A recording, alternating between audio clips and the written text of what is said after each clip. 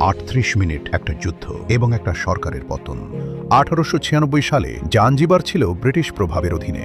হঠাৎ সুলতান হামাদ মারা গেলে ক্ষমতার লড়াই শুরু হয়। ব্রিটেন চেয়েছিল তাদের পছন্দের শাসক বসাতে, কিন্তু খালিদ বিন বারগাস নিজেই প্রাসাদ দখল করে নেন। ব্রিটেন তাকে মানেনি, আলটিমেটাম দিল সকাল 9টার আগে সরে দাঁড়াতে হবে। খালিদ রাজি হননি।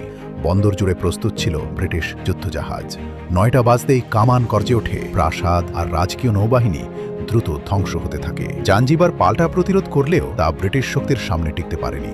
আগুন ছড়িয়ে পড়ে, মানুষ জীবন বাঁচাতে পালাতে থাকে। মাত্র 38 মিনিটের মাথায় সাদা পতাকা ওঠে।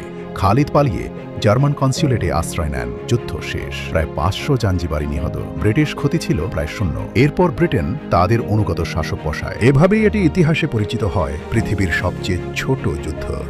38 মিনিট, কিন্তু প্রভাব টিকেছিল বহু বছর।